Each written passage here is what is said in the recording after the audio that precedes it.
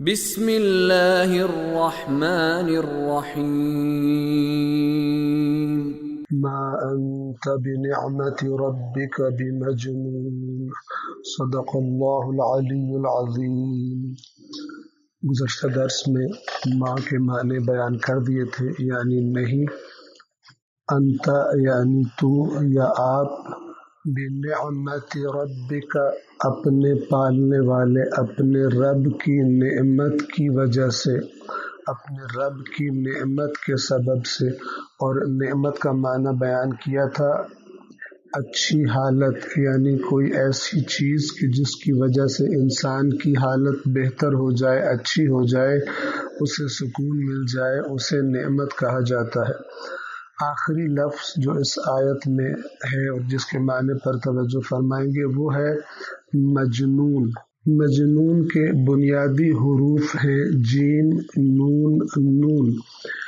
جب دو نونوں کو ملا کر لکھا جاتا ہے ایک نون کی شکل میں، تو یہ بتانے کے لیے کہ یہ ایک نہیں بلکہ دو نون ہے، نون کے اوپر تشدید ڈال دی گئی ہے۔ عربی زبان میں جہاں بھی آپ کوئی حرف ایسا دیکھیں کہ جس کے اوپر تشدید ہو، یعنی کنگھی کی طرح کی جو علامت اوپر حرف کے لگی ہوئی اگر نظر آئے، تو اس کا معنی ہوتا ہے کہ وہ ایک حرف نہیں ہے۔ جس حرف پہ تشدید ہو اس کا معنی ہوتا ہے، تشدید کا معنی ہوتا ہے کہ یہ ایک حرف نہیں ہے بلکہ دو حرف ہیں۔ جیسے کہ یہی لفظ جیم، نون، نون، تو دو نون لکھنے کی بجائے ایک نون لکھا جائے اور اوپر تشدید ڈال دی جائے تو اسے جن پڑھا جاتا ہے۔ اسی طرح ایک دوسری مثال شر کا لفظ، شر کا لفظ اس میں بھی را کے اوپر تشدید ہوتی ہے۔ اس کا معنی یہ ہے کہ یہ اصل میں شین رے تھا، یعنی دو دفعہ را، اس میں را یا رے، عربی زبان میں را بولیں گے اور اردو میں ہم اس کو رے بولتے ہیں۔ شر را کے اوپر تشدید کے ساتھ لکھا جاتا ہے اور تشدید کا معنی ہے کہ یہ را ایک نہیں بلکہ دو ہیں۔ بس انشاءاللہ یاد رکھیں گے کہ جہاں بھی آپ کو کسی حرف کے اوپر تشدید کی علامت نظر آئے تو اس کا مطلب یہ ہے کہ یہ حرف ایک نہیں بلکہ دو حرف ہیں جنہیں ایک حرف کی شکل میں لکھا گیا ہے۔ جیم، نون، نون یا جن، اس کا اصل اور بنیادی معنی ہے کسی چیز کو حواس سے خمسہ سے چھپا لینا، یعنی کوئی ایسی چیز کہ جس کو ہم اپنی 5 حواس یا 5 سینسز جنہیں کہا جاتا ہے ان کے ذریعے اس چیز کو، اس کے وجود کا ادراک نہ کر سکے، اسے فیل نہ کر سکے، یعنی نہ ہم اسے دیکھ سکتے ہوں آنکھوں سے، نہ اسے لمس کر سکتے ہوں اپنے ہاتھوں سے، نہ اسے سن کر محسوس کر سکتے ہوں، نہ اسے چکھ کر محسوس کر سکتے ہوں زبان سے، اور نہ ہی ناک کے ذریعے اس کو سونگھ کر اسے محسوس کر سکتے ہوں۔ ان حواس سے خمسہ یا 5 سینسز، ان سب کی سب سے جو چیز چھپی ہو اسے عربی زبان میں جن کہا جاتا ہے۔ بس جن یعنی کسی چیز کو حواس سے خمسہ سے چھپا لینا۔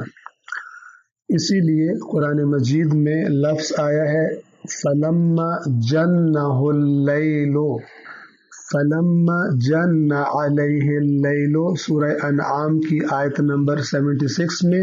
اس کا معنی ہے جب رات نے اس کو ڈھانپ لیا، اس کو چھپا لیا، یعنی جب رات ہو گئی۔ یہاں بھی لفظ جنہ اس آیت میں ڈھانپنے کے لیے اور چھپا لینے کے لیے استعمال ہوا ہے۔ اسی طرح وہ ڈھال کہ جس کے پیچھے چھپ کر انسان دشمن کے حملے سے محفوظ رہتا ہے، عربی زبان میں اس ڈھال کو جنہ کہتے ہیں۔ اور حدیث میں آیا ہے الصوم جنۃ، روزہ ڈھال ہے۔ اس کا معنی ہے روزہ گناہوں سے ڈھال ہے یا روزہ جہنم کی آگ سے بچنے کے لیے ڈھال بن جاتا ہے۔ یہاں بھی چھپنے کے معنی میں ہے، ڈھال انسان کو چھپا لیتی ہے اور دشمن کے تیر و تلوار کے حملے سے محفوظ رکھتی ہے۔ اسی طرح وہ باغ اور وہ گلستان کہ جس کے درخت اتنے گھنے ہوں کہ زمین کو چھپا لے، یعنی اگر دیکھا جائے تو زمین نظر نہ آئے، درخت اتنے گھنے ہوں، ایسے گھنے درختوں والے باغ کو عربی زبان میں الجنہ، جسے ہم اردو میں جنت کہتے ہیں، وہ کہا جاتا ہے۔ الجنہ کا بنیادی معنی باغ ہے، اور وہ بھی ایسا باغ، عام باغ نہیں، ایسا باغ کہ جس کے درخت بہت زیادہ گھنے ہوں، اتنے گھنے ہوں کہ اپنی زمین کو چھپا لیں اور زمین نظر نہ آئے۔ پس الجنہ میں بھی چھپانے کا معنی ہے۔ پس آپ دیکھ رہے ہیں کہ یہ لفظ جیم نون جب مختلف شکلوں میں جاتا ہے تو اس کے معنی اگرچہ کچھ نہ کچھ تبدیلی ان میں آتی رہتی ہے، لیکن بنیادی معنی کا اثر باقی رہتا ہے۔ جیسے کہ جن میں چھپانے کا معنی ہے۔ جنہ دنیا کے باغ کو بھی کہا جاتا ہے، اور قیامت کے بعد نیک اعمال کے صلے میں ملنے والی جنت کو بھی کیوں جنت کہا گیا، اس کی دو وجوہات بیان کی گئی ہیں۔ یا تو جنت کو اس لیے جنت کہا گیا اس لیے کہ وہاں بھی درخت بہت گھنے ہوں گے، اور اس اعتبار سے دنیا کے باغوں کی شبیہ ہوگی، سملر ہوگی، اگرچہ دنیا کے باغات کا جنت سے کوئی مقابلہ نہیں ہے۔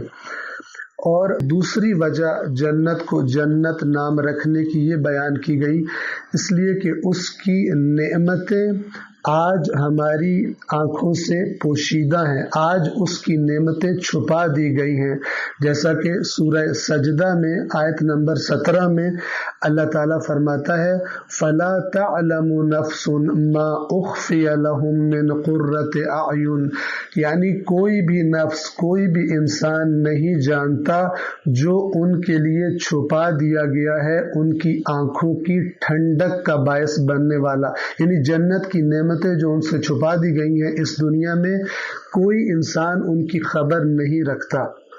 بس یا تو جنت کو جنت اس لیے کہا گیا کیونکہ اس کے درخت بہت گھنے ہوں گے، اور یا جنت کو جنت کا نام اس لیے دیا گیا کہ اس کی نعمتیں چھپا دی گئی ہیں۔ گھنے درختوں والا باغ اس زمانے میں اس صحراؤں میں رہنے والے عربوں کے لیے بہت بڑی نعمت ہوتا تھا، اور بہت بڑی اللہ کی نعمت اسے شمار کیا جاتا تھا، چونکہ سخت دھوپ اور گرمی میں ایک درخت بھی بڑی نعمت ہوتا ہے سایہ دار، تو جہاں بہت ہی گھنے درخت ہوں وہ بہت بڑی نعمت تھا، اس لیے خداوند عالم نے عربوں کو سمجھانے کے لیے جنت کا لفظ استعمال کیا۔ والسلام علیکم ورحمۃ اللہ وبرکاتہ۔